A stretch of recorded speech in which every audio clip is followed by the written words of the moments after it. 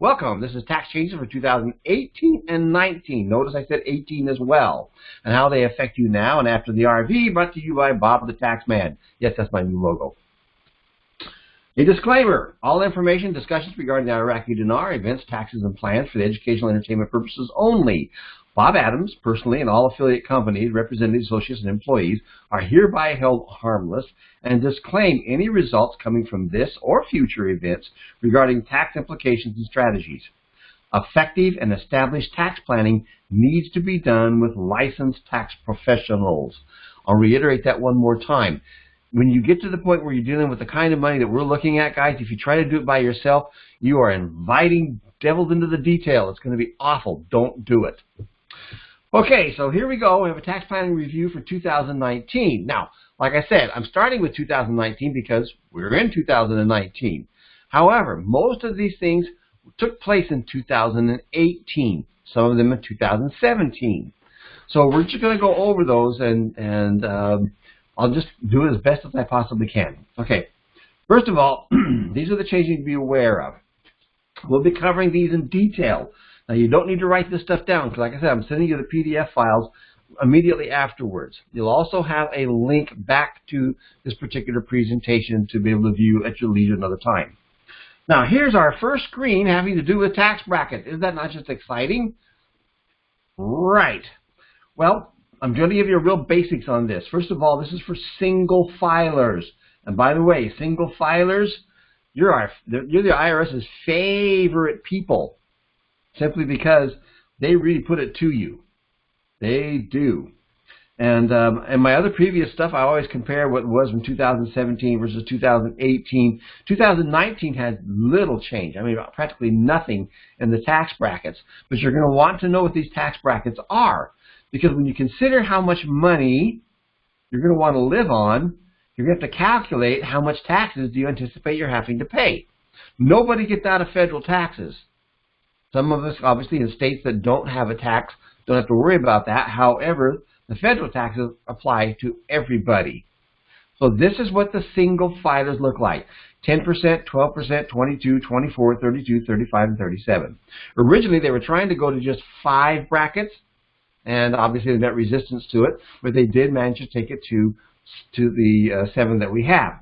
The great news is that they did adjust the amounts of money and how they were being taxed.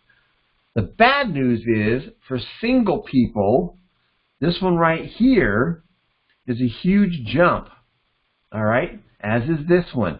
But mostly this one, from 204 to 510, they really whack you hard. They whack you hard. Now, I always tease when I go to the events about creating rentawife.com or rentahusband.com, you know, because really, the single people get stuck with it really bad. Married, you'll see that it's pretty much double whatever the single is. There are some places where there are greater benefits to it, and this is called social engineering. Tony talks about financial engineering and what geopolitics do in that particular arena. Most people don't realize that the IRS, along with other parts of our constitutionally installed rules and regulations, actually promote families. It is called social engineering. Head of household. Not a lot of people that are usually on these calls are in this particular role as a head of household, because usually it's requiring to have younger children at home. However, you'll find that it is pretty much almost the same as single, between single and married. It's right smack dab in the middle. So there are some advantages, but not the complete advantage of married filing jointly, and then married filing separately. It's the same thing as single. Okay? There are some cases where married filing separately actually serves, but in most cases it does not. So when you get with your tax preparer and ask them specifically, want to be further ahead to file married jointly or married filing separately, they have a little click on their program that will automatically calculate that and say so. Some of the software packages automatically calculate it and pop up with a warning or a message to the preparer to say, hey, these guys will be further ahead to do it separately. Now, like I said, I'm not going to go into details about these. These are here for you to research at a later time. They're there. Standard deduction. Now, this is probably the biggest shift of all. Now, back in 2017, we had it at, 6,300 or whatever it was, and then they changed it. They changed it so that single people who make less than $12,000 do not have to even file. Of course, unless they got a refund coming, or if they have dependents who would give them some breaks, or if they have college expenses that would give them breaks, then obviously they would. But for the most part, this is what it looks like. So singles are $12,200. That's up $200 from the previous year. Married filing joint, $24,400. Now, why does this have an effect on us now? Well, most people, when they take into consideration when they go to Schedule A and they're going to itemize, then their mortgage interest has value, their charitable contributions has value, the taxes on their home has value, but for the most part, it does not exceed $24,400. So it reduces the paperwork. And also, they kind of butchered Schedule A. I'm going to cover that in detail here in just a minute. So a lot of stuff that we were able to deduct in the past, we no longer can. But the $24,400 is important to remember. All right, married filing separate, look at that, $12,200, head of household, $18,350. Like I said, it's right in the middle. So in 2019, there were some additional changes that were made. So the standard deduction amount for the aged or the blind is $1,300. So you have that deduction and you add $1,300 for each person who is over the age of 65 or blind. And if they're single, over 65 and blind, it goes to $16,500. All right, and then 2019, the standard deduction for individuals who may be claimed as a dependent on another customer or another taxpayer cannot exceed greater than $1,100 for the sum of $350. That's a common one. We've had that one for a long time. Medical expenses. Now, back in 2018, when Trump came into play, he says, guys, we're going to go back and change the floor, or we call it a haircut, on the medical and dental expenses, because it had gone up to $10,000 under the, or 10% under the Obama administration, and he kicked it back to 7.5 in 2017 and 2018. But it goes back up now to 10%. It was only a 1.5 year allowance. State and local tax deductions. Now, for some people, this means nothing. But when you go to cash in your dinar, it could mean everything. So pay attention. This part's important. It's also called SALT. The deductions for state and local taxes, income and property taxes remain in place but are limited to a combined total of $10,000, $5,000 for married taxpayers filing separately. That used to be unlimited. It was unlimited. But they put this in play. Now, several states have gone back and filed, all kinds of objections to this particular one, particularly those states who have heavy tax burdens for the people who reside in them. But for now, it's still set at $10,000. Now, I'm going to cover in a few minutes why it's important for the dinar world, and you'll see that. Mortgage interest. This is something else that got put into play. Now, the thing is, I don't think there's very many people on here who have a $1 million mortgage, or one that's paying $1 million in interest anyway. But they did set a cap on it. Now, it used to be $1 million per year, and then they moved it to $750,000, $375,000 for those who are filing separately. HELOCs. For those of you who know what a HELOC is, you used to be able to go in and borrow money against the value of your home. They would add it into your mortgage interest, and you were able to take that, which is usually at a lower interest rate, 4%, 5%, and use that money for whatever you wanted. Create a business, buy a car, pay debts, whatever you wanted, and you could deduct it as part of your mortgage interest on your Schedule A. No more. No more. So if you have a HELOC of any kind, then you're not going to be able to deduct that, with one exception. You'll see right here in the middle of the second paragraph where it says, specifically, the new law eliminates the deduction for interest paid on home equity loans and lines of credit through 2026 unless they are used to buy, build, or substantially improve the taxpayer's home that secures the loan. That's the catcher.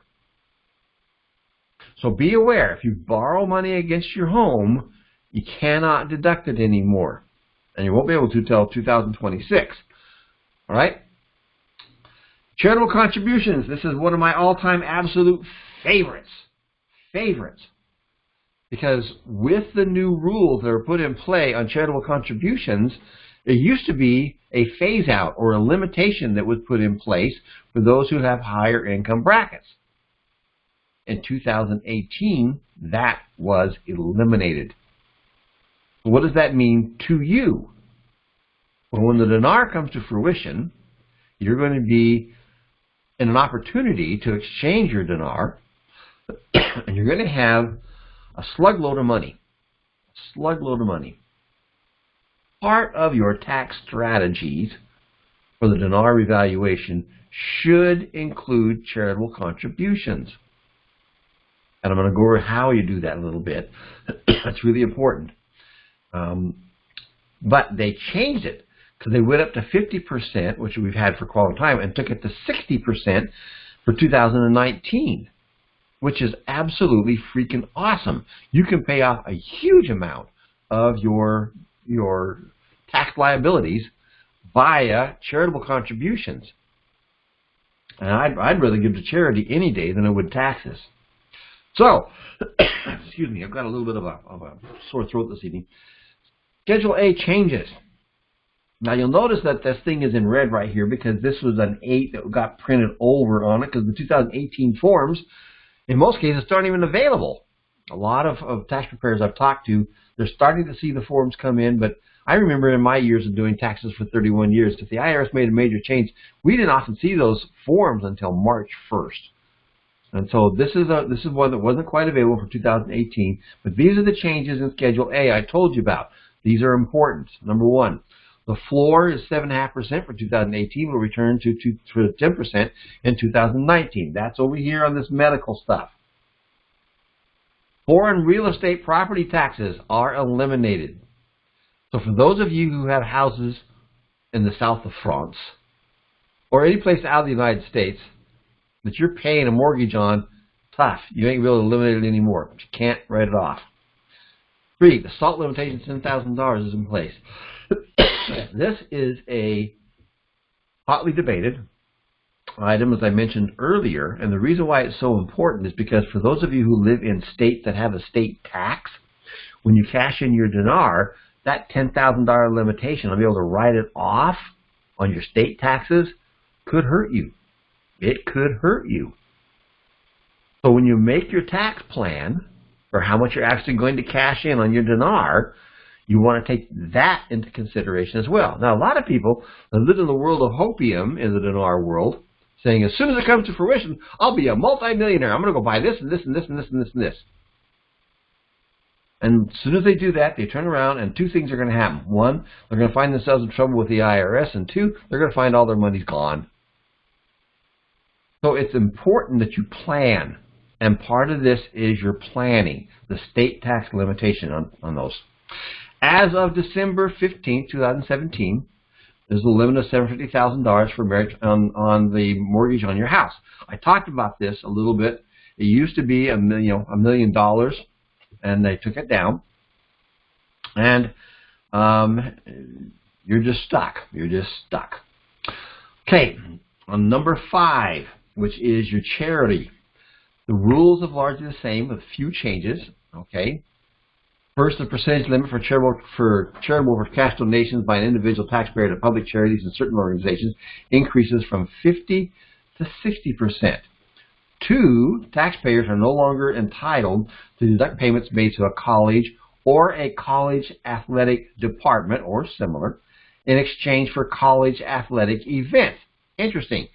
If you got a lifetime seat at your alma mater football stadium, you used to be able to write them off on here. Can't anymore. Those days are gone.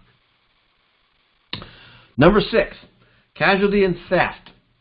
Now, maybe a lot of people, maybe nobody in this group even has ever filed a casualty and theft. Casualty and theft used to be if your car got stolen or it caught on fire or your house caught on fire, whatever it was that was not covered by insurance, you could write off on Schedule A. That is no longer here, except in case of a federal disaster as declared by the President. Then it will still be applicable. But other than that, it's gone. And the other one that's really important is miscellaneous deductions. Now, this is always subject to a certain percentage of a haircut, just like the medical expenses are. And it has to exceed 2% of your AGI, but that will be eliminated from 2018 to 25. Now, this includes deductions for unreimbursed employee expenses and tax preparation, dues, subscriptions, and job search expenses. So in the past, we could write off if you worked for an employer and you traveled on their behalf.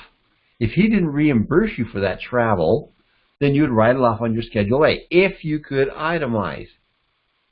If you could itemize. Well, now you can't have a home office for your employment. You can for your business, obviously, if it's your own business. And you can't deduct the mileage on your car. You can't deduct a whole bunch of other things. So you'll need to negotiate with your employer to say, hey, I can't write these off anymore. Help me here. Help me here. All right? And then finally, the itemized deductions. The overall limit on itemized deduction is suspended for the tax years 2018 through 2025. Okay, I mentioned this earlier. This is why this is important. In the past, if your income exceeded like $410,000 from married filing jointly, you lost your Schedule A. You couldn't deduct diddly squat. But now, there is no limitation on it. You can write off Schedule A no matter how much money you have. So this ties in beautifully with charitable giving with the dinar. It is absolutely perfect. So no matter how much money you decide you want to pull from your dinar as you cash it in, if you exceed what was the limitations before, you can still write things off on Schedule A. Like I said, these changes are phenomenal. They are really, really good. All right? Now, I'll talk about the child tax credit. Now, the child tax credit kind of fits in with income levels and all that kind of stuff. You need to understand that the child tax credit is applicable only to children between the ages of 1 and 17. And they've been expanded. In the past, this previous time, they were up to $1,400 as a refundable credit. Now they're at $2,000. Okay? But if you cash in your dinar and you decide, hey, I'm going to go hog wild because my hopium dream said to do that, then if you have children, this is going to be gone. It's not going to be applicable. It fits into tax planning. Just how much money do you really need when that moment comes? Earned income credit. Now, for most people, this has to do with their children who are younger or their children who are attending college up to a certain age. Now, it does have a limit. You cannot exceed, let's see, I can't remember. I think it's $48,000, $60,000, something along that line. There's a download available for it, but you can't exceed that and then start to lose this earned income credit. Now, the earned income credit is kind of like a hill. Okay, as your income level goes up, it peaks at around $14,000, $15,000, and you get the most out of that for your earned income credit at about $6,557. As you make more money, it goes down the hill. It goes down the hill.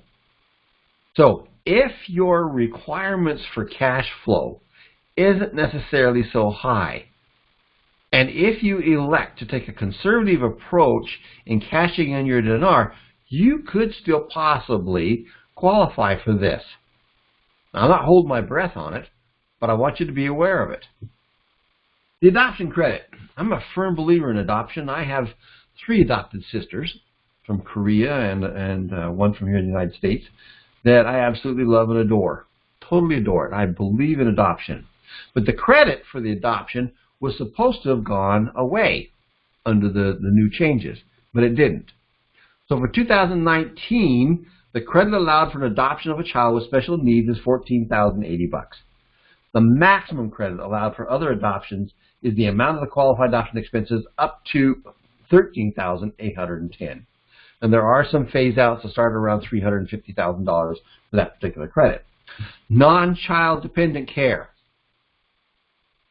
Those with children age 17 and older, or elderly parents, or other dependents can also get a break from around $500. Now, this credit is subject to eligibility based on income thresholds and to offer some relief to households who depended on the personal exemptions, which are now removed. By the way, did I mention there's no more exemptions? I was shocked after 30-some-odd years of doing taxes and calculating exemptions.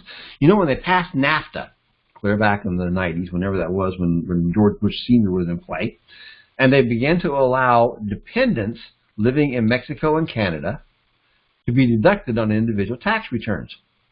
So those exemptions became very, very important, particularly, let's say, for example, like if somebody was from Mexico and they were sending $700 a year to Mexico to support their family, they could take $700 per person that they were supporting, their wife, their child, and add them on as dependents on their tax return. They didn't qualify for child tax credit, they didn't qualify for earned income credit, but it did allow them to reduce their taxability way, way, way, way down.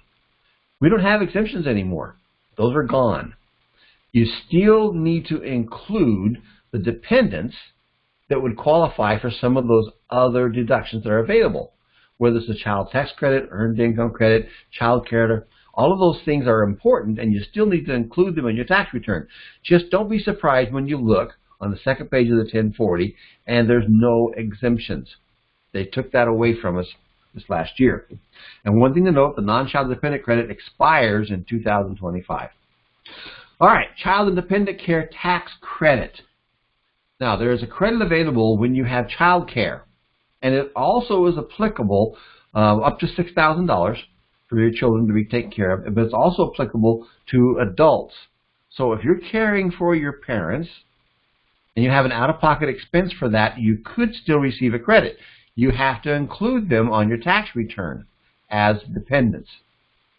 Student loan interest, that was going to go bye-bye too, but luckily it did not. So for 2019, the maximum amount that you can deduct from your interest paid in student loans remains at $2,500. Phase outs, the magic word, phase outs, if you claim too dang much money on your income, then you're going to lose this. Now,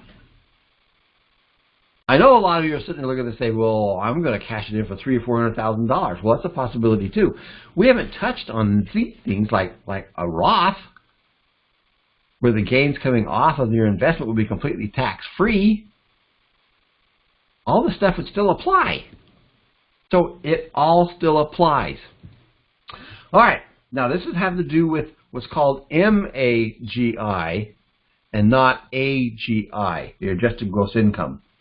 The MAGI is used to determine what tax deductions or credits are applicable, and it equals total income for the year with certain adjustments added back in at that total. Most people never have to worry about the MAGI. You probably never will. But in some cases it is applicable, and it affects the student loan interest. The lifetime learning credit. This is another one that was scheduled to be kicked out, but they left it in. So for 2019, the adjusted gross income amount used by joint filers to determine the reduction of lifetime credit is $116,000, up from $114,000. Okay? Retirement saving contribution credit. Now this is a fairly new one, guys. This only came out a little while ago. Using this credit allows for contributions to an IRA, whether it's self-directed or work, of up to 50% of your adjusted gross income of $19,000 for those filing single, $38,000 for those married filing jointly, and $28,500 for head of households. The credit drops to 20%, then 10% as income increases, falling to zero at $31,500 for single and $63,000 for married. Contributing towards your retirement. Not only does it support you in your retirement dreams and your aspirations, you can actually get a credit on your tax returns. Now, all these credits I'm talking about, all these deductions, they all interface in your tax planning. All of them. Well, I mean, obviously, if your kids are all grown and gone, that's not going to work, but some of this other stuff does. So this is why I'm going over it. The maximum credit is $2,000, $4,000 if you're married filing joint. A medical savings account, or also an HSA, for 2019, a high deductible health plan, also known as an HDHP, like I have all these acronyms for stuff, is one that for participants of self-only coverage in an MSA has an annual deductible that's not less than $2,350, but not more than $3,500. For self-only coverage, the maximum out-of-pocket expense amount is $4,650. If you do not know what an HSA is, if you're self-employed, you really need to take a look at that. A health savings account is essentially an IRA, and it will work in conjunction with any other IRAs you have. It's not included in your retirement accounts. And it can actually convert to a Roth. Yeah, that's pretty dang cool. That makes it non-taxable gains. Okay, so for 2019, the HDHP means for participants with family coverage, an annual deductible is not less than $4,650, but not more than $7,000. Okay, so this is something that you, if you haven't taken a look at the MSA or health savings accounts, you really want to look at them closely. Now, here's one that I really got excited about. This is called the pass-through business taxes deduction. And I got to give credit to the IRS. When this was introduced by the president, the purpose of that was to encourage small businesses. That's what it's all about. Because you have to have what's called a pass-through agreement or an arrangement, which would include Schedule C, standard, just a solo operating all by themselves, a partnership, S-corps, things along this line where the taxes are calculated based on the individual's tax bracket. Now, it does not apply to passive income, but it does apply to earned income. So as part of this, like I said, it's called the 199A. As part of this, sole proprietors, owners of passive businesses are eligible for deduction up to 20% to bring the tax rate lower for qualified business income. The deduction is subject to certain thresholds and phase-in amounts. For 2019, these amounts will look like this. So here you are. If you're married filing joint and you earn up to $400,000, this is great. Now, I'm a firm believer in entrepreneurship and self-employment. I've been self-employed all my freaking life. I love it. And the thing I love about it is that when I had my tax practice, I really focused on helping small businesses create tax strategies. Because I found that those were the people who love to dream. They like to see things a little bit out of the box. Instead of waiting till tax season and running in to get their refunds from their little jobs that they had and getting a refund anticipation loan, paying a whole bunch of money for it, and then blowing it all the next day at the bar. These are the people who plan. All right? This is a great deduction. It's a wonderful deduction. Now, the other part what I wanted to tell you is when we had the Schedule A and the standard deductions changed to $24,000, you essentially may not be able to use your mortgage interest or your taxes on your Schedule A because your income was that level. So it didn't have enough to be able to write off. There wasn't enough write-off on Schedule A for it. You can still write off a portion of your mortgage interest and your taxes on your small business. So when you go in to meet with your accountant, make sure you talk to him about business use of the home and apply that. So if you add that along with this 20% bracket, this break right here, that's a huge savings. It's a massive savings. It's well worth looking at. The retirement savings account for 2019, the maximum contribution, limit and Roth IRAs will edge up to $6,000.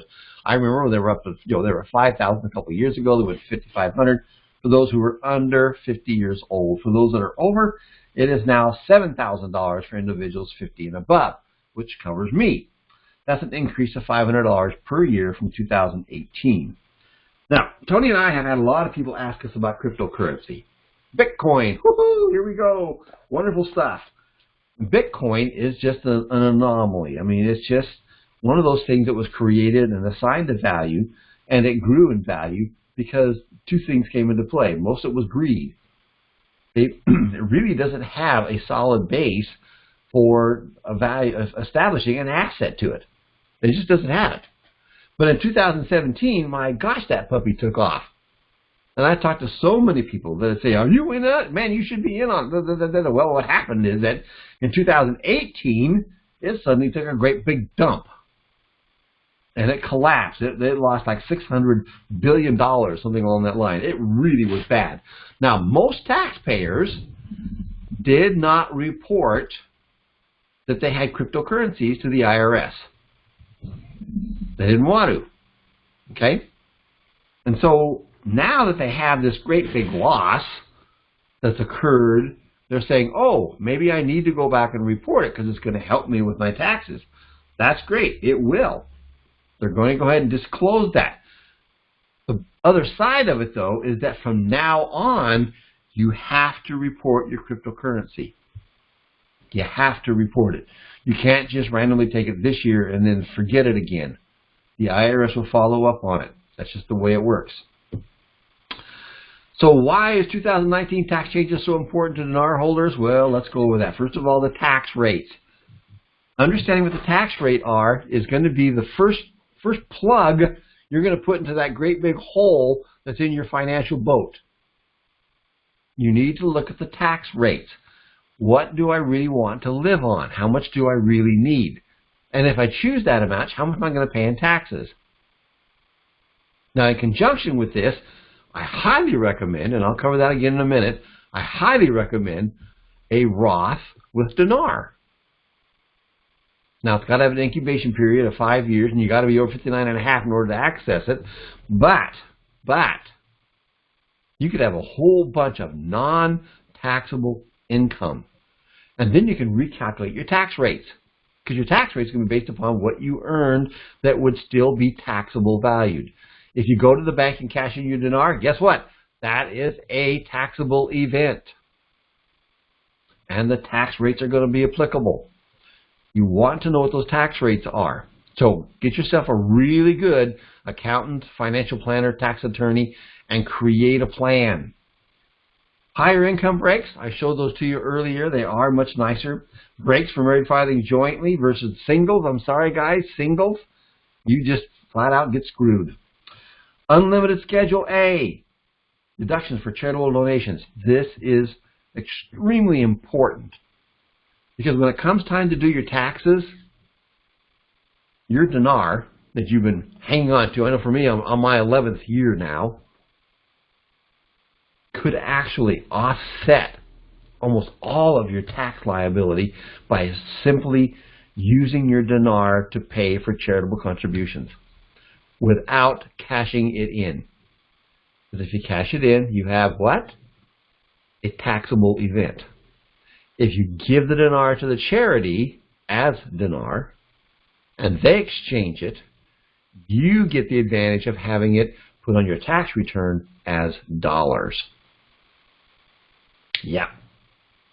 Could you imagine having 1 million dinar that you paid approximately $1,000 for, and you give it to a charity and all of a sudden you have $1 million tax write-off on your Schedule A? That is pretty dang phenomenal. Estate taxes. Now, the estate taxes got doubled this year. They were, at 11, now they're at 22. Part of that's the tax planning for the estate taxes is we used to push real heavily having your gifting assignments done. I found that probably 90% of the people I talk to are not going to qualify to even have to worry about estate taxes. I mean, it's just not going to happen.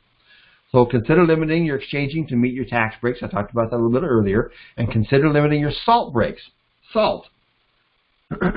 Which, by the way, when you have heart problems, you can't have that salt no more. All right. If you live in a state that has particularly a high state tax rate, you may want to consider when you exchange your dinar as a taxable event and compare what it's going to cost you if you exceed that $10,000 limitation that's available on Schedule A.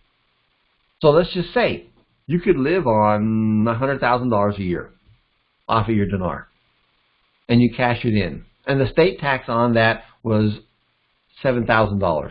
Just a number to play with, guys. Okay? Well, that's great. But if the state tax on that was $13,000, you can only write off $10,000. That hurts. That hurts. So take that into your tax planning. And then also change your gifting and consideration of estate tax. So if you feel like you're going to have more than $22 million in your estate if you're married at your passing, then it would be subject to 50% or about 40% of a loss that would be taken by the federal government. Some states also have their own estate tax and inheritance tax, and they'll dip their fingers into it just as well. So having the gifting assignment, so you're giving away dinar as dinar to your family, is very, very important. All right, so what taxes do you still need to be aware of? Let's talk about those. The federal income tax, we already talked about that one. Your state income tax, I showed you why it's so important on the state tax. Federal estate taxes, state estate taxes, and then the beautiful state of Oregon, which has a state inheritance tax. Very few of them do, thank God. And federal foreign earned income tax. I want to talk about that for just a moment. For those of you who have dinar in Warka, I know that Warka really hasn't been great about communicating and getting things out the door. All right? But those who have contacted them have been surprised about how much money they've earned. The interest on that investment has been really, really good. You need to remember that if you have more than a $10,000 investment offshore, you have to report that to the IRS. That's called an FBAR.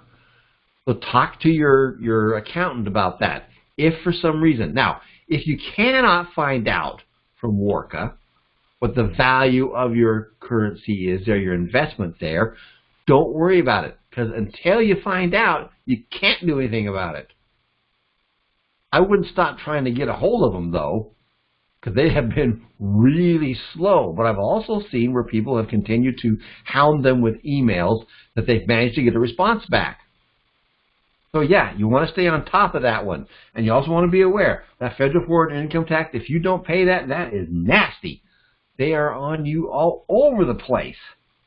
All right, one thing else I want to go over. This is kind of important, and it's hotly debated. Any change in the value of the Iraqi dinar will not be considered as capital gains. It will be established, it has been established already, it's going to be considered ordinary income. Now, having said that, I've been inundated by emails from people saying, but what about this? And there's somebody out there who's got some kind of a really super duper convoluted way of being able to reclassify that investment to make it available as a capital gain. So I looked at the plan that he had, and my gosh, it was just really complicated. And the other part of it is that when you try doing something as complicated as that, and the IRS gets into it, you're really in a sticky wicket if you don't do everything just right. And I don't even agree with him. I don't think what he's doing would even work. But what I can tell you is this. I have researched the bejabbers out of this for almost 12 years. And I have talked with tax attorneys. I've talked with Forex specialist CPAs. And all of them indicate exactly the same thing. It will not be treated as capital gains because it doesn't qualify. It simply does not qualify. Now, I know a lot of people are going to argue with that. So let's talk about arguing with it for a minute. So what if I did file the gains as capital gains? So somebody persuaded you.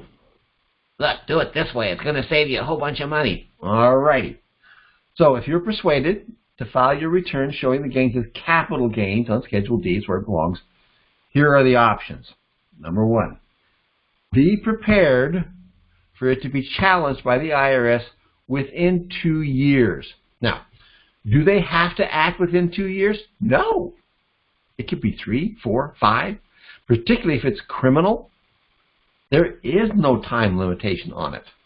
None. But in most cases, if the IRS is going to challenge something, they're going to do it within 2 years. If it is challenged, okay, and you lose, you can be prepared for additional penalties, interest, and potential criminal prosecution, depending upon how much you knew and how much money it was. So, personally, here's my tax plan. I'm going to file mine with income as ordinary income. All right, and here's why. Because during the next 3 years, the IRS will make an announcement regarding the dinar, and you can always amend your return. You can always amend it. Now, if, and it's a really big if, they determine or made a change, so it'll be treated as capital gains, after you've paid the taxes as ordinary income, you can amend your return and recover the refund with interest. But this has to happen within 3 years or it becomes non-refundable. A little hint. If you file an extension on your tax returns, the date for that closure for the 3 years goes to the extension date. The extension date is October 15th. So you can give yourself another half a year if you file an extension on your tax return. Now, what I've learned in all these years, when I was doing their tax returns, if they were getting into the middle of March, I filed extensions on everybody. It was easy with the software. Click, click, click, click, click, get out of here. No big deal. It's all over with. But what it did is it gave them an extra 6 months in order to respond, react, or to retain a return, a refund. So just be aware. If you do decide you want to walk down that stray path of reporting it as capital gains, then just be aware, within 2 years, the IRS will most likely be in contact with you, and then they will assess a penalty and interest, and it will be ugly. I can promise you, it'll be ugly. The other part of it is, a lot of people say, well, I'm going to go to court because I want to be right about this. Okay, so what have you incurred? You've incurred attorney fees, you've incurred the time, you've incurred energy, fear, concerns, and in the end, it's still going to be exactly the same thing. And you end up paying their costs. So guys, I'm telling you right now, before you jump down that road to go down capital gains, make sure you talk to a professional first. Don't just pick it up and run with it and say, well, my friend said do this. I heard the gurus say that. Don't do it. Don't do it. Like I said, in 3 years, the IRS will definitely make a statement. They have to. And if you're wrong because you filed it as ordinary income and they say, wow, we found a way to make capital gains and it's legitimate, then go back and amend the returns. You'll get all your money back plus interest, federal and state. So, our best tax strategies for the dinar. Here we go. All right, first of all, determine your needs versus your fantasies based on taxes. Now, this is a hard one because the world of hopium, that is the whole drama of the entire dinar guru world, drives everybody into the fear and greed element and makes them think that they're going to be able to buy the Taj Mahal. You really don't need to do that. The other part of it is, if you take the time to seriously spend some time to look at how much do I really need, well, we're going to cover some of those things that you need to get accomplished first, but you really, honestly, you only need enough money to take care of you. How many times have you seen people who won a lottery or some kind of a great athlete who's suddenly endowed with a massive amount of money, and within a few years, they're broke. They're filing bankruptcy. It's all gone because they didn't plan. This is a once-in-a-lifetime windfall opportunity for us. Once in a lifetime. You want to do it right. It's really important that you give yourself the gift of doing it right. All right? Freedom tax. We're going to talk about that in just a moment. Gifting assignments. Self-directed Roth retirement accounts, which I love. That's my first, foremost, favoritist tax strategy. And then gifting IQD to allowable charitable organizations. And then the last one is a CRUT, which we'll go over in just a moment. First of all, determine your needs versus your fantasies based on taxes. Exactly how much do you need to meet your living and legacy desires? Right? Can you live comfortably the remaining years on, and then $10,000, $100,000, or $200,000, $300,000, $400,000, $500,000? And what are you willing to pay in the way of taxes? What are you willing to pay? Because if you end up giving 37% to the feds and whatever it is you give to your state, you lose half of it. So what have you actually created for yourself? You had a great big blast. It was great. If you're 875 years old, you're going to live another 2 minutes, well, go for it. Most of us need to take a real serious look and say, okay, how much do I really need? What is it that I want? All right? Remember, there are still state taxes to consider in paying this game. Remember, salt, that limitation on state tax, it hurts. Freedom tax. Now, this is a phrase that was coined by Alden Tuller. And for those of you who have heard me talk about Alden Tuller in the past, to me, he's the godfather of the crut, an amazingly genius man. I love having conversations with him. About one of the kindest guys I've ever met. The freedom tax is the most expensive option, but, all right, this is what it'll allow you to do. Now, when I say the freedom tax, this is what it means. You're going to go to the bank. You're going to walk in there with a dinar in your hand. You're going to hand it to the teller there and say, I want my money. Okay? They're going to take it. They're going to send it in. It's going to get checked to make sure it's legitimate, and then it's going to be in your bank. Well, suddenly you have a taxable event, and it's going to be subject to income tax. All right? But you do want to do certain things, and here's why. You do want to allow yourself to pay off your debts. You do want to hire professional help with the tax and estate planning. You do want to create an environment that you want to experience. Now, this is really awesome. So we're going to just take a moment. I want you to just think for a second. Take a breath. If in your life there was suddenly no debt, there's no mortgage, there's no car expense, there's no outstanding medical bills, no credit card bills, there is no debt. That's number one. Number two, if you had sufficient money sitting in your bank accounts where you could live an entire year, how would you feel? Now, that's really important for you to give yourself the gift of looking at that. How would you feel? If you took away all the stress, the fear, the greed, all those aspects of your emotional connection into the drama of living, and those were not there, do you think that your planning for the future would be different? Well, absolutely. Absolutely. So taking this freedom tax, which like I said is going to be the highest tax of all, but giving yourself the gift of being able to pay off those debts so that you can think clearly. And obviously when you cash it in, you got to calculate what your taxes are going to be, but it gives you a gift, all right? So the environment you want to experience, a comfortable home, a reliable car, freedom from all your past financial burdens. And remember, this should be used carefully because you have a taxable event. But what I'm telling you is the offset emotionally to have clarity that you do not have debts that are dangling in front of you will make it much, much easier for you to look at tax brackets and say, how much do I really need? Now, for some people, they've never even given that a thought. Sure, they may say, well, I'm going to tax, pay some or cash some in. I'm going to pay my debts, and then I'm going to go from there. Great. But go from there in a way that's going to save you on taxes. Remember, I told you it's the biggest hole in your financial ship. It is. It's the monster that will sink the Titanic in a heartbeat. Got to make sure that you have a handle on your taxes. But the first thing I would suggest you do is this. Give yourself the gift of getting out of debt.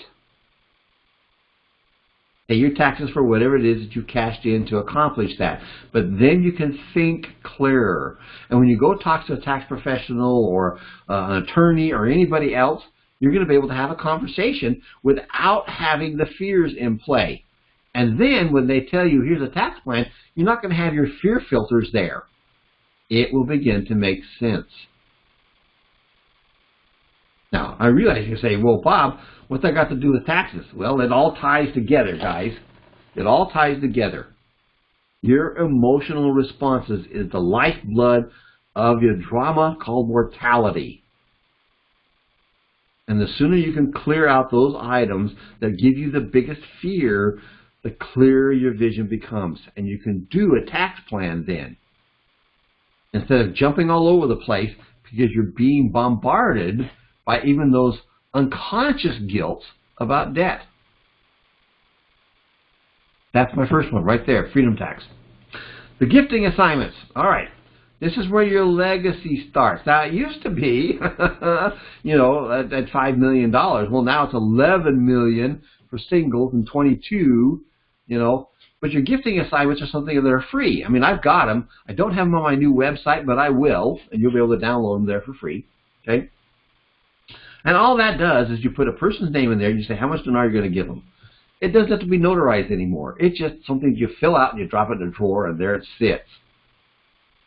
Now, the reason why you want to do that is because if you cash in that dinar and give it to them, you have some issues.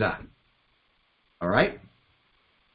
A, you have to count that as income for you. That sucks. A. B, if you go to cash it all in and it escalates your estate tax. Remember, it's $11 million per single, 22 for married. When you get over that amount in the value, then you start paying an estate tax. So when you give your children, grandchildren, siblings, whoever you're going to share your dinar with, when you give it to them as dinar, the value is whatever the purchase price was. It's not what the current value is until they cash it in. Then it's their problem. But instead of giving up 40% to the feds, and in cases like Oregon, you give up more, don't do it. Simply don't do it. So if you see, with all the amount of dinar that you have currently at the moment, there's a possibility that you might exceed $22 million in your estate, then you're going to want to do the gifting assignments. All right? Now, the other part you want to gift to and realize what gift taxes are. If you give $14,000, okay, to somebody, let's say you're married, you have a kid, they need help, you give them $14,000. If you give them more than $14,000 personally, you have to create a gift tax return. Now, the gift tax return doesn't assess a tax to it. It only accumulates the information to be added to the estate upon your passing. If you're married, your spouse can also give $14,000. That's $28,000 that you're giving away. So do you see why I say don't give dinar after you cash it in? A, it increases your tax liability, which you're going to end up paying out of your pocket, and it also affects your estate tax. So you want the gifting assignments. Now, some people will say, well, gee, I've only got 4 million dinar. That's great. I understand that. All right? And I honestly don't believe it's going to get $3.75 probably in my lifetime. But it could. It could. And you don't know between now and the time when the dinar comes to fruition how much more you might accumulate. So the gifting assignments are free. Create them. Drop them in a drawer. You may never use them.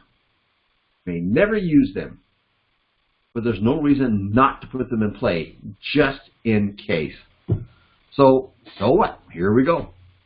So the other part that's really awesome is you can use your gifting assignment in conjunction with something that's called a charitable remainder unitrust or a CRUT.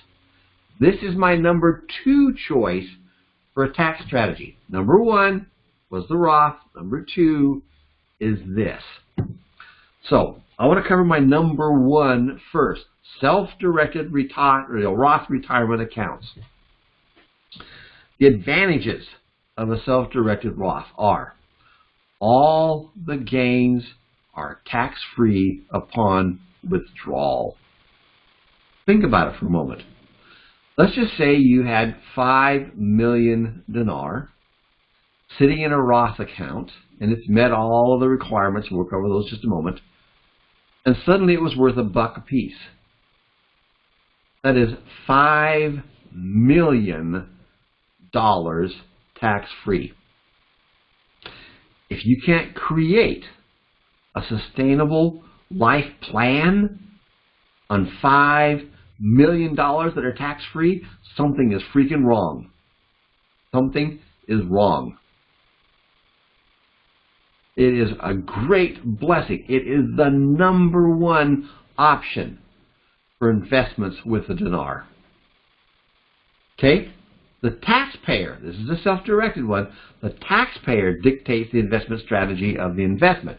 So putting it in as a dinar and waiting for it to come to fruition is a self-directed choice. You chose it. Okay? And the dinar can be exchanged when the RV happens, and the USD can be invested without taxable event. So let's just say you have 5 million sitting in a dinar, sitting in the Roth, okay? And it hasn't gone through its full incubation period of 5 years. Well, you can still, if it came to fruition, you could still cash it in as US dollars and invest those US dollars. And when it did come to the full incubation period, year 59 and a half, all those gains after the conversion to US dollars would still be tax-free. So you just see the door that's opening here? This is huge. This is really a monster. Now, one thing I tell people is don't go hog wild. You sure as heck don't want to put all your dinar into this thing. I mean, you can draw it out if you wanted to. Since you've already paid for it, it doesn't make any difference. There's no penalty. If you suddenly decide you want to pull some dinar out and cash it in and pay the penalty on it, that's up to you as far as the penalty, I mean, the taxes on it. That's up to you. But I recommend for most people put 2 to 5 million in a Roth and walk away and leave it alone. Just leave it alone. So it can be used in our Forex plans, and we'll talk about those another time. The self-directed Roth retirement accounts, rules for them. This is what it looks like. Number 1, it must age 5 years before assessing. Now, this is awesome. This starts each calendar year, not the actual date. So here we are. This is February 2019.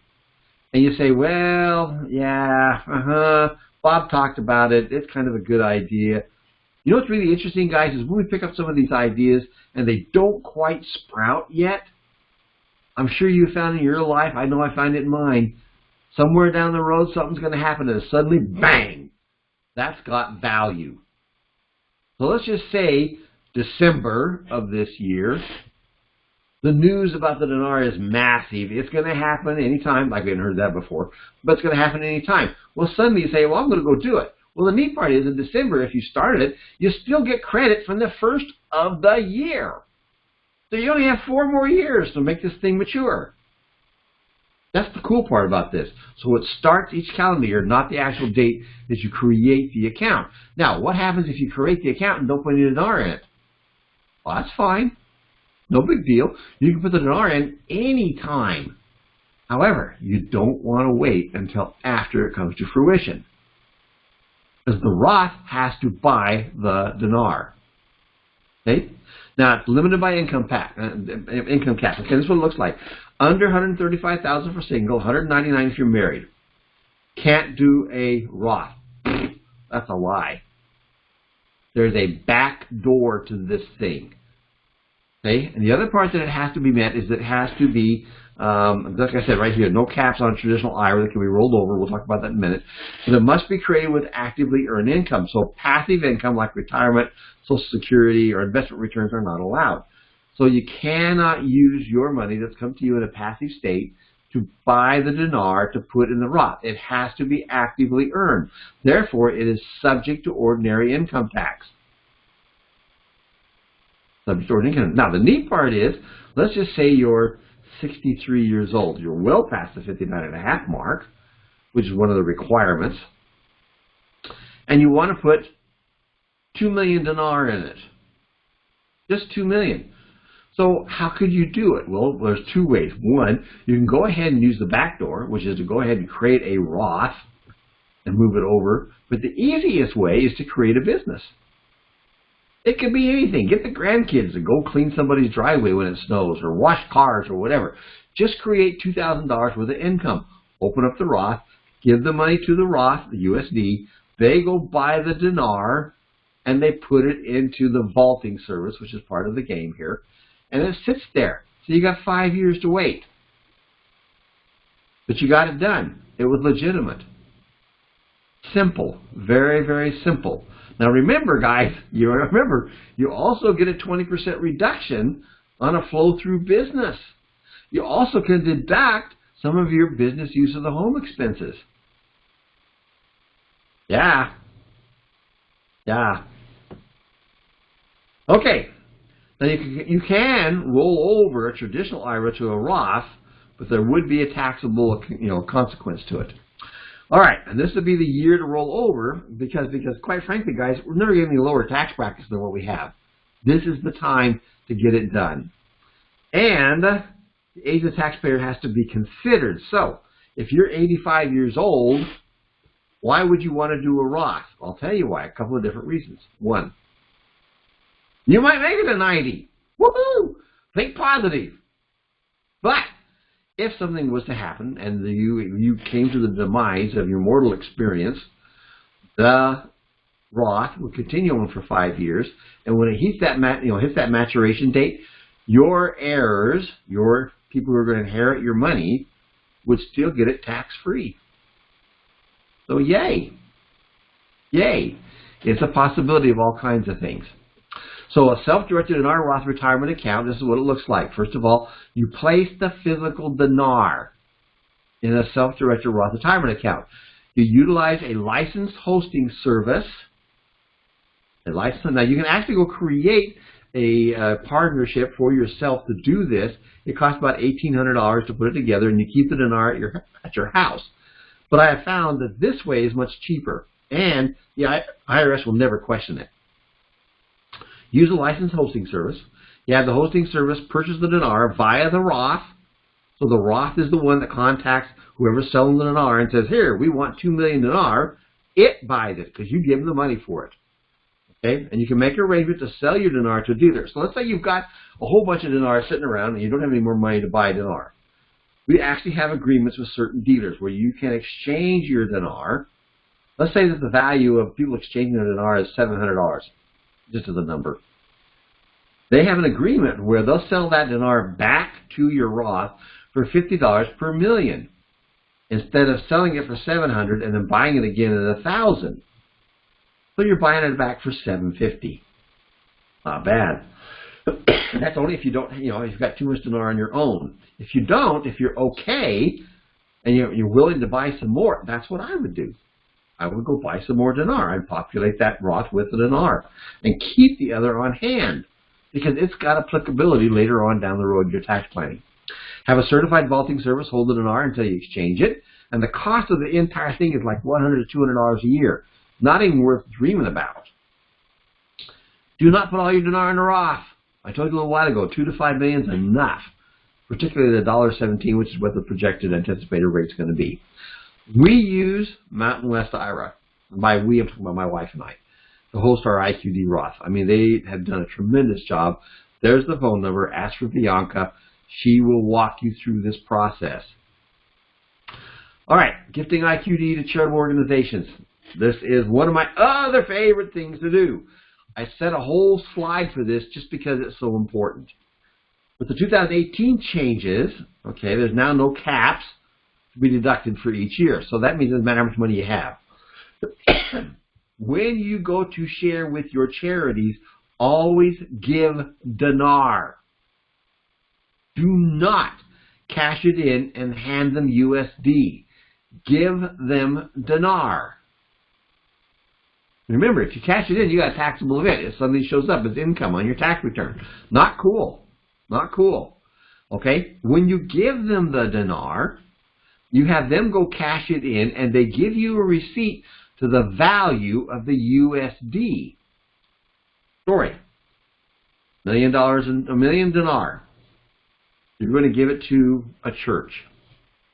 You walk in. The RV's happened. You do not want to give it to them before the RV, because they'll go cash it in for what the value is now. You gain nothing.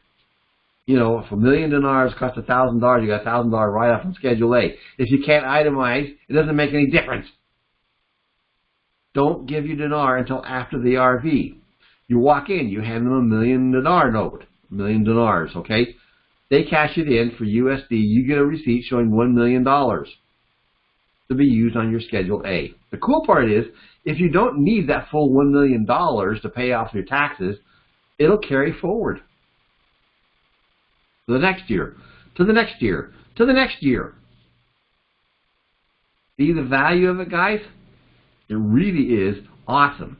Having dinar, particularly on hand, when this thing comes to fruition, is going to be a great gift. You're going to be able to reduce your taxes immensely. All right? Now, like I said, you can carry it over when you exceed your income. It's no big deal. It's the perfect strategy to include with your tax planning. So when you get your official tax planner, whether it's an attorney or financial planner, CPA, you want all three of them to be working together because that gives you the best of all. Include this in your strategy. Include it in your strategy. Next, we're going to talk about a charitable remainder unit trust. This is a CRUT.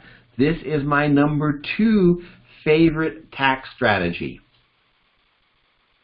Here's how it looks. It's a charitable trust, and it's directed by a trustee or beneficiary.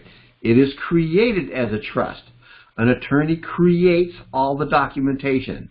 He gets what's called a federal identification number, or an EIN, which is associated to that particular CRUT. When you go into the bank, you're going to hand in the paperwork along with the EIN. I'll cover that in just a minute. Okay? But it is something that's directed by you. You're the trustee.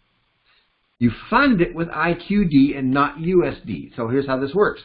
You got the document. You walk into the bank. Don't bother talking to the tellers up front. Don't bother talking to the branch manager. They're not going to know what to do with it. You're going to want to talk to their wealth department. So have them direct you there or make an appointment. So you go to the wealth department. You give them the document. You show them the EIN. They open up a checking account on behalf of the CRUT. Then you give them IQD. Do not cash it in and hand them dollars. You create a taxable event.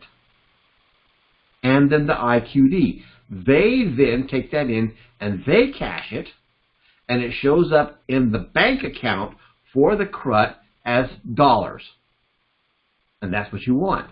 So you create it after the RV and not before. Now, it costs about $5,000 to set one of these up. My invitation is don't do it before. You don't need to. That's an expense. And especially if you get the EIN, because then you got to do a freaking tax return. You're better off not to do it. Just wait until after the RV. There's no urgency here. All transactions in the CRUT are tax-free. If you have an investment, let's just say you bought a stock, it grew, you cashed it in, you got a gain. You report that as a capital gain on your tax return. Anything that goes on in the exchange gross gains at all inside the CRUT is not taxable. Simply not taxable. That's how it works. The anticipated cost, like I said, is about $5,000 to set it up. It can be used as a way to provide a retirement or create a legacy. Now, here's an idea, just a plan. I know that what I would like to do, and I'm planning on doing this with my children, they don't know I have dinar. Okay? When it comes to fruition, I'm going to create a CRUT for each one of them. I'm going to populate it with dinar, and they are going to be the beneficiaries / trustees of this particular CRUT. It'll be invested, and the gains that come off of that, they will receive for the rest of their lives, or unless for some reason the CRUT becomes empty. The poor series of investments or something happens and the money is gone. Then it's all over with for them. But they would receive a certain percentage, and I'll show you that percentage and how it's calculated here in just a minute. All right? But just imagine, let's just say this game. Let's say you have 4 children, 5 children, whatever you got, and they all have a CRUT, and it's all populated by 1 million dinar, which costs you $1,000, and it's suddenly $1 million, and it's gaining in an investment that's yielding, we'll play 12%, and I'll show you that in just a minute. Well, suddenly your kids are living on $60,000 plus a year, which is taxable, by the way. It's the only part that is taxable. You get with them, and you sit down as a group, and you say, hey, let's go pick a charity. Let's pick a charity. One that would have value to all of us. And then you begin to populate that with money that's coming from the crut. Can you imagine having your children see the world with different eyes? I know it'll sure shock my kids. Instead of just being tied into the daily grind of making a living, well, suddenly they got $60,000 a year that starts out that way, and they're seeing the world with different eyes. Yeah, I can't think of something funner. That's just freaking awesome for me. So it can be used to fund your desired charitable organizations during your lifetime or upon your passing. So you can have gains in that. Give those gains to your charity. Now, why would you do that? Ha-ha! Let's go backwards. Remember, whatever you receive as the beneficiary / trustee of the crut is ordinary income taxable. So if you're getting $60,000 a year, it's going to be subject to ordinary income. Well, let's just say that your crut was invested and it just grew like crazy. It's making a heck of a lot of money. And suddenly, because you're getting a percentage of whatever the value of it is, not what the gains are, whatever the value of that crut is, and suddenly you're starting to pick up there and you got $150,000 worth of income. Well, that totally changes your tax brackets. And suddenly, salt gets in the way. And suddenly, some of those things that you were deducting on your taxes, you can't deduct anymore. So what you do is you give some of the money in the crut away. So you look at it and say, okay, we really did well this year. Let's give some of this money away because I don't want to pay extra taxes. I don't need the extra money. It doesn't make any difference to me. Let's just give some away. So suddenly it makes an automatic adjustment to how much money you receive as the beneficiary. Ha-ha! Or you could simply say, I'm going to wait. And you let that puppy grow and grow and grow and grow and grow and grow. And it's paying you income, a certain percentage off of the net value, the gross value of the thing, until you pass. And then the crut gives it all away.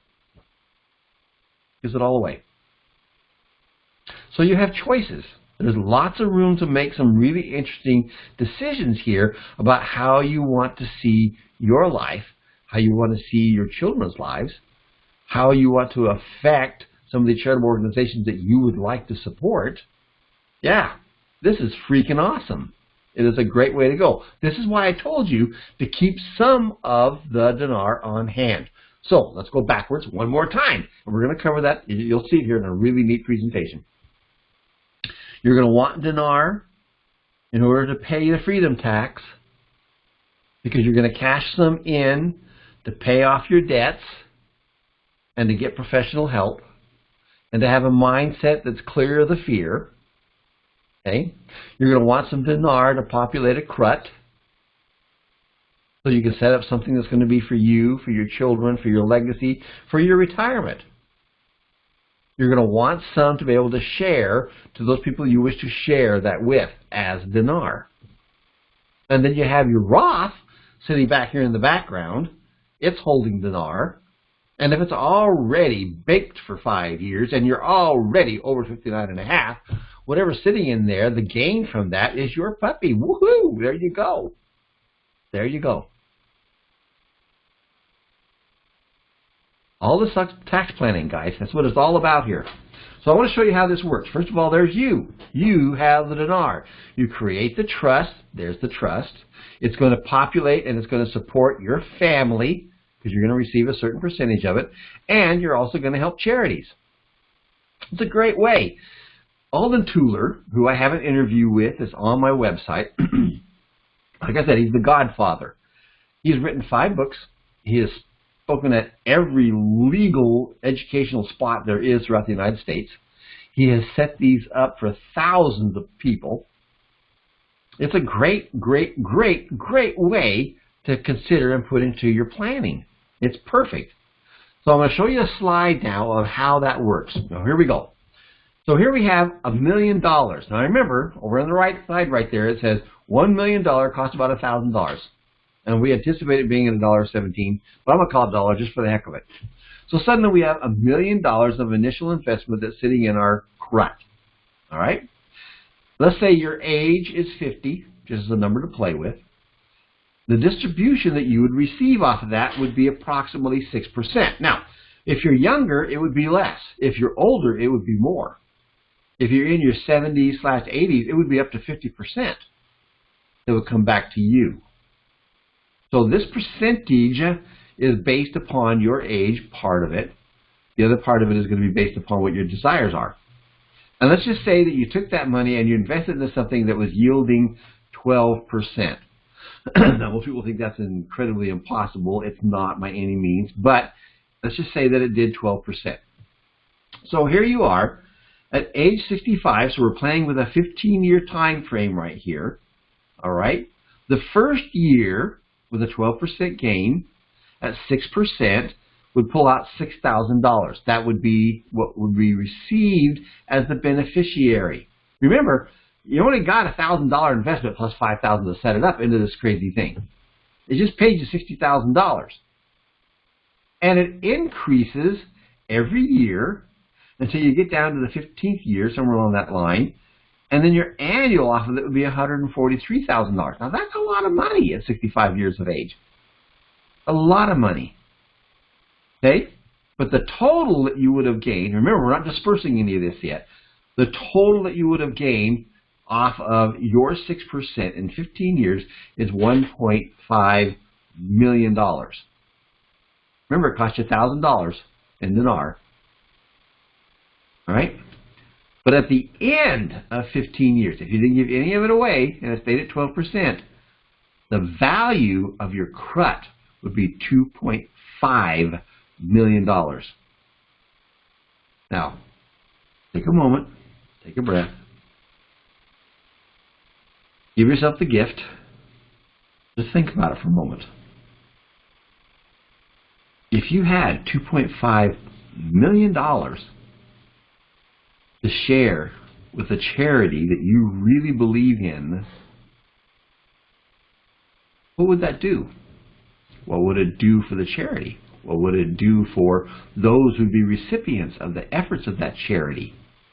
What would it do for your children if they could see that money isn't something to be afraid of, that it's a commodity no different than air and water, and that it can be used for great beneficial things?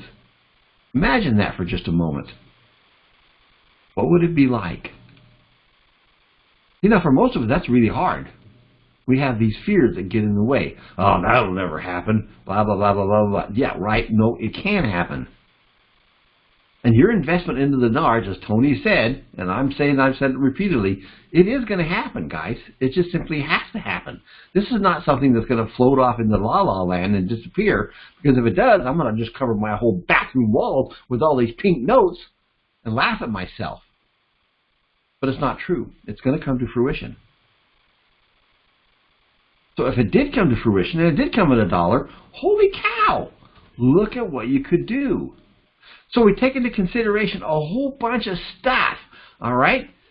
You take into consideration that the dinar is your once-in-a-lifetime windfall opportunity. That if you properly plan to see exactly how much money do you need, and to help you with that, how much money do you need if you didn't live in fear of what your debts were? Remember, that's the freedom tax. You cash in just enough to pay off your debt. Oh, catch your breath. Get some professional help. Create a plan. And then go play in a crut. Now, what can you do right now? Well, we're going to show you that. Steps to follow now. Answer the questions. Just how much do you need first? How much do you really, honestly need? Prepare your gifting assignments. What's it cost you? Nothing. Nothing. They're not available on the website at the moment, but they will in another day or two. You'll get your gifting assignments. They're free. You establish a Roth with 2 to 5 million dinar. And that's it. That's all you do. 2 to 5 million. It'll cost you $100 to $120 a year. So what? Do it. All right? And remember your age, the income limitations, and the source of your living. That cannot be passive, has to populate your Roth.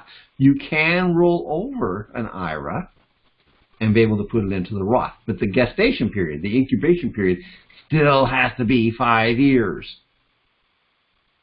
And you got to be 59 and a half to take it out without having any kind of a penalty associated to it.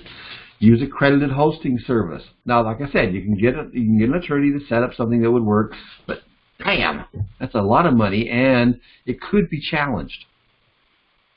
And for more information, all this stuff, there's my website, Bobthetaxman.net. I'm going to tell you a story. I mean, we're into this thing an hour and a half, guys, and I'm almost through with what I'm going to share with you this evening. But I'm going to tell you a story. Bob the Taxman was something I created, 15 years ago, something on that line, before I ever got into playing on the internet. And I decided a little while ago that I really wanted to create my own website, Bobthetaxman.com. So I go to look to see if I get Bobthetaxman.com, and it's already taken. Dang! So I get on there and I start researching, who has this? Well, there's this guy by the name of Robert something or other. I remember his last name. He's got it. Well, he never created a website. There's no activity on it. Well, I'm going to chase this guy down and see if he's willing to sell it to me. So I start researching it. I can't find him. Can't find him anywhere. Well, then I come to find out he had an accounting office. He got Bobthetaxman.com in 2012 and died in 2013. So I started looking for his wife or kids or anybody who would finally give me permission to be able to have that. Can't find him. So I'm scheduled to get Bobthetaxman.com in the year 2022. Yay. But for now, it's Bobthetaxman.net. All right, so steps to do after the RV. Well, first of all, create a charitable remainder unit trust. That's $5,000. It's going to be the way of being able to create a legacy, a retirement, and open your eyes and your children's eyes to the world in a different way. Use a competent attorney to set it up. Populate with dinars, not USD. I don't know how many times I got to say that, but dang it, don't do it because it's going to hurt you bad. Consider using a creditor legacy for your family members and interview. Now, this is really important. Once you have paid off your debts and you don't have the fear in front of your face anymore, you can start talking to attorneys, CPAs, financial planners on a level that they're at. How's that for a thought? If you walk into the room and you're worth millions of dollars and they know you're worth millions of dollars, suddenly the conversation takes a different form. Well, I suggest you talk to 6 different tax attorneys, CPAs, and financial advisors. Pick the one that fits your dream, not their agenda. Your dream. What do you want? That's the way you're going to do it. That's the only way you can do it and gain off of this, guys, and have what you want. Another part of the steps after the RV, build your future financial plans based on your desires, not your hopium fantasies. That's the thing about the dinar world that I absolutely have the hardest time with, is they sell, and sell the drama of, wow, when you have this much, whoa, yeah, well, yeah. Calculate what you need to pay your debts, okay? Calculate what you need to keep yourself comfortable the rest of your life, and then calculate what tax bracket is associated with that lifestyle. Remember these brackets that take the most of your income and act to avoid them. It's important. Plan on how to pay those taxes, either from your income or using dinar and charitable contributions. Common steps for handling windfall gains from the dinar. Number 1, check to make sure the RV has happened. I gotta tell you a story. The second year I was involved in this, I actually had shared the dinar with my tax clients.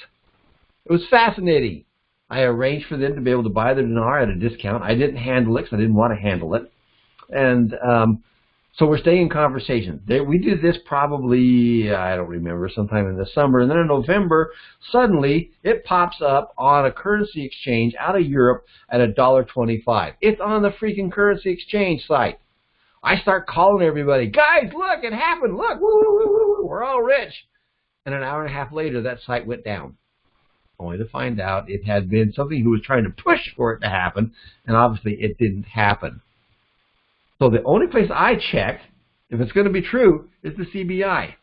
That's it. XE currency, another one I trust a lot. Okay. Now the links for all these are going to be on my website. I haven't got to that point yet where they're there, but they will be. Okay. Don't tell anyone you have dinar and that your financial world has not changed. Well, why? Now, some of us are already guilty of that. We've already told our friends, we've already told certain people, we invited them to buy dinar. They think we're crazy, or they went and bought the dinar and then realized we're crazy. Whatever it looks like. But the thing is that when it comes to fruition, it'll be just like anybody else who's gotten a huge amount of windfall. They get clobbered. People coming out of the woodwork with ideas, borrowing, begging, stealing, okay? Just keep it to yourself. Just keep it to yourself, all right? Cash in what you need to meet your needs first. I told you about giving yourself the gift. Yes, it's freedom tax. Yes, it's the highest tax. But it's going to give you that space to be able to see yourself in a different light. And that is really important. I cannot overemphasize it. That's extremely important. Okay? Pay off your debts. Get them out of the way. All right? Consult with professionals. Okay? Most financial tax professionals have no idea about the dinar. If you went and talk to them now, they all laugh in your face. Okay? I do have professionals that have dinar that I've been working with for a long time. My intention is when this thing pops, I'm going to share it with everybody. Or you may consider it to be a scam at the moment. Who cares? But it's amazing how their attitudes change when the color goes from pink to green. So, suggestion, consult with SIX. I already talked about that because it's important that you do that. Don't put all your dinar in one plan. That's why I'm telling you, 2 to 5 million in a Roth, that's enough. You don't need to put any more than that. Have some set aside to go into a CRUT.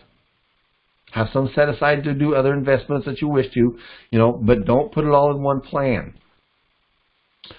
So why? Let's go back on this. Why are 2019 tax changes so important to our holders? Well, let's take a look. So pretty much the same reason 2018, the one most very important exceptions, okay? The increase, it went from 50% to 60% on the charitable contributions. That's the biggest part of 2019 you need to be aware of. So if it does come to fruition this year, and I'm not prophesying that it will, but if it did, that's a 10% increase in being able to pay off taxes in a way that makes you happy. All right? It's definitely something you want to consider. Okay? Remember to make those contributions in dinar, not dollars, when you're sharing with the charitable organizations. And don't forget your receipt shows the revalued difference in dollars. That's the biggest changes for 2019 I want to make sure you're aware of. Now, I covered a hell of a lot here. Forgive my language. I don't expect you to be able to say, wow, I know it all now.